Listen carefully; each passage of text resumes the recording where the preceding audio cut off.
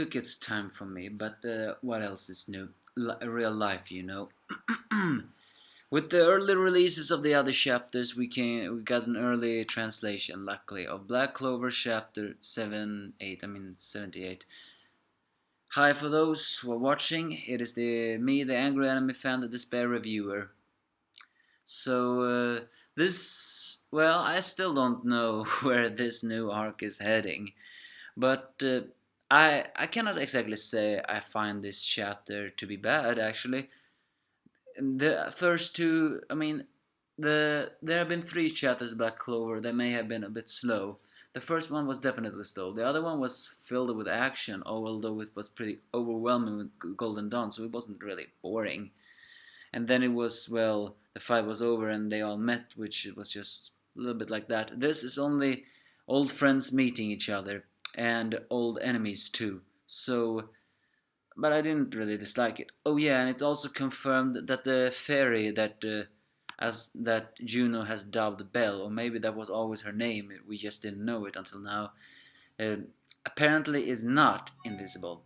I thought that Belle was just Avatar theory. I mean, you know what I'm trying to say. Someone who's only seen when magic is activated and only by the user, but it doesn't seem that way. She actually seems to be a separate life form that is just one with Juno's magic. Because even Aster and Charmy sees them. It's pretty funny how the old rivals greet each other. The way that Juno calling his fighting messy, while Aster calls him pretty boy clean and pretty boy fight. It's also worth noting that in that page, Belle has her jaw drop, and in Asta's page, we have Nero who's sitting on Asta's elbow. I wonder if we one day will see that. Of course, Belle is a bit angry, mostly because, well, Juno is Juno. As we said before, Juno is a mysterious character. Well, maybe not mysterious, but he's always so stoic, so we cannot exactly read his emotions, and he's open to only Aster, which may or may be pretty weird sometimes, but he is not one to open himself much, even though he says he wants to value comrades. So, and we know he wants to become the Sorcerer's Emperor, but if, for example, what does he think of the orphanage he lived in?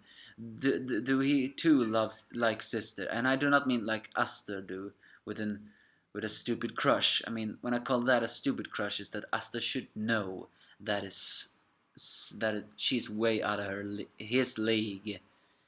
Just not to mention she's a nun. Asta can get other girls, but I don't exactly know what his emotion is on the orphanage. So Belle demands to know who Aster is, and it's during this moment that we see that Aster can see Belle, and thus we know that she is visible. And then Juno begins to say some questions that she easily misunderstood, but as I said in the previous of this chapter, well, a lot of things can be misunderstood. The way Juno suddenly begins to say, "This is guy I used to live with. We ate together, studied together, we also slept in the same bed and had taken bath together."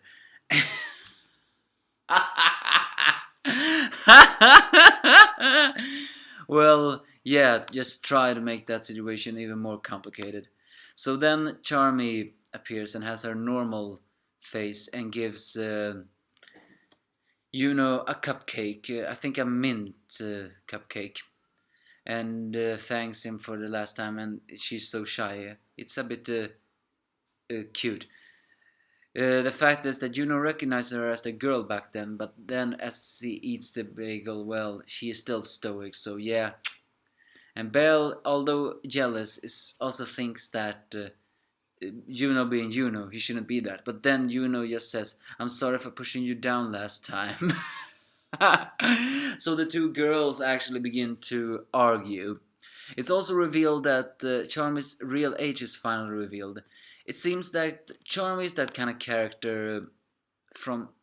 I don't exactly know how to describe it. Not a deformed character. I mean, she is pretty small, but I don't think she's a dwarf, maybe. But even if she is it's no danger. I mean, danger is not wrong with that, but I mean more like she sometimes switches to a more cartoonish shorter style, and then to a little bit bigger yet still short style, almost like that what was the name? Uh, or not Urahara Maimoto, the one with the girl who was proper at school, and then when she got home, she shrank herself down into an otaku with junk food. I don't know. It doesn't matter. But she reveals her age this time. She proclaims she's actually 19. So yeah, she looks very young. As the girls begins to argue, and Asta and Juno tries to stop them, well, Finral is just the one. And it's then that the brothers are reunited, or well, reunited. It's Rades who is then taunting Finral. This definitely confirms Rangiel's character. I mean, I think, whispering a little bit that Rangiels seems to be that typical sociopathic kind of person, the one who destroys things and do not care. And this chapter definitely made that true. He's also just like all nobles, extremely haughty.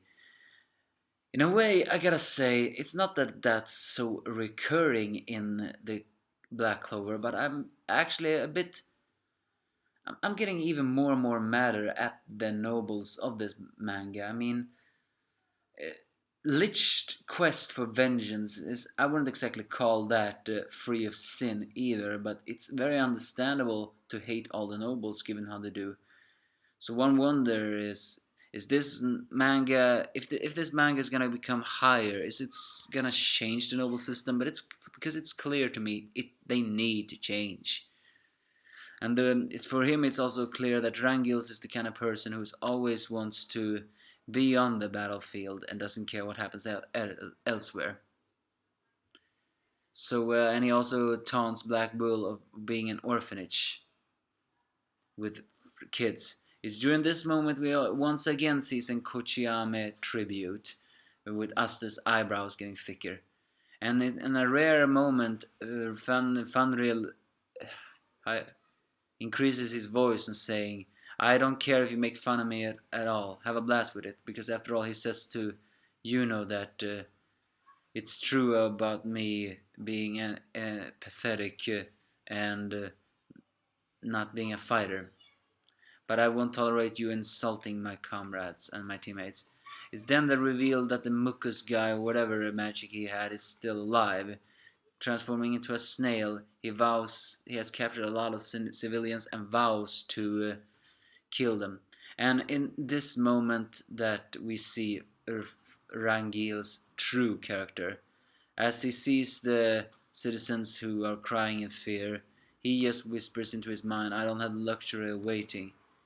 I don't have a choice. You guys will become the martyrs for the greater good of your kingdom." There we have it. If that doesn't solidify that he is a corrupt character, nothing will. The fact that the way he destroyed everything else and then was so casual about it, yeah, he's definitely not a good guy. Of course, the one who stops him is Aster and the team, who decides to combine and Charmy in a rare moment of, well, um, let's get serious, actually helps. I mean, Charmy's magic is pretty cool, but sometimes she's just it's all about me kind of character. She sends Aster flying as Finral creates portals, and Aster takes out his sword. But you asking yourself, wait, aren't his arms broken? Yeah, they are. So instead, he uses his teeth. Oh, that is so weird. The guy never gives up, indeed. Now that's definitely using your teeth.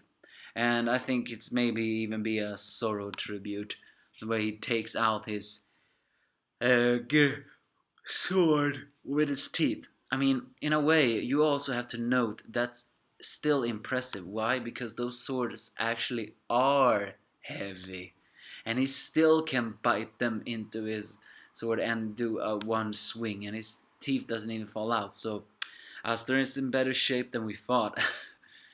Of course, with the magic cancelled, the civilians are saved, and Finral saves yeah, Asta by teleporting him on a back that knockout at the behind of the diamond guy, who who then gets knocked out by Aster flying, and the one who saves him later on, well, that's just, you know. As Finral proclaims to his younger brother that I'm never a true good fighter like you are, but we of the Black Bull will definitely beat you.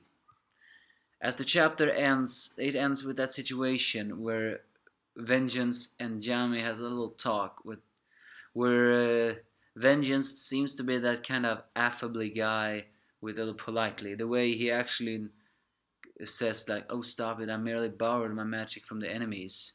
When Yami praises his Yggdrasil magic, in a way, Vengeance seems to be kind of affably guy. But then Yami says, "I'm the guy who trusts my gut over everything. Do you mind taking that mask off?" And the chapter ends.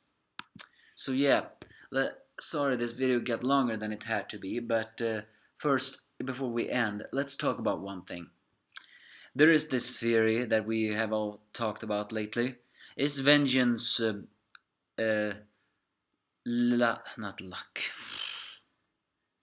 The lace. Did I forget his name? Ah, how embarrassing. Well, the lazy guy is it gonna be? Is it him that is Vengeance? After all, we do know that he is one of the captains, or at least someone. He could very well also be the sidekick of the current magic sorcery. But a lot of the speculations begins to go towards that Vengeance is indeed him, because there are many clues to hint that he is, after all, not to be trusted. Liar was his name. Sorry, I had to look that up. It was too annoying with not knowing that name.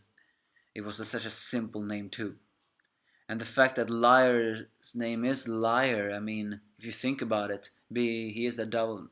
He's a double agent, therefore he is a liar.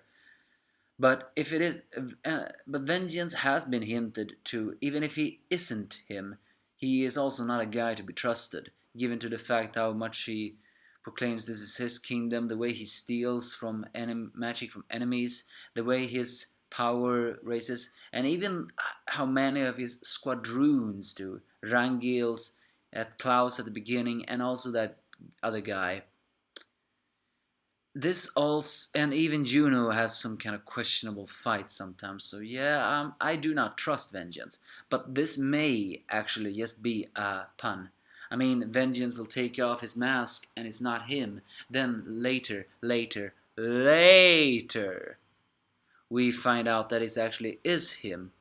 Because if you think about it, when Liar showed himself and we didn't see who he was, he didn't take off anything. He only took out a, what's that? His magic disguise faded. So that mask and that face may just be his magic disguise. So even if he does take off the mask, I don't think that's gonna be Liar's face, because his disguise magic seems to be that flawless.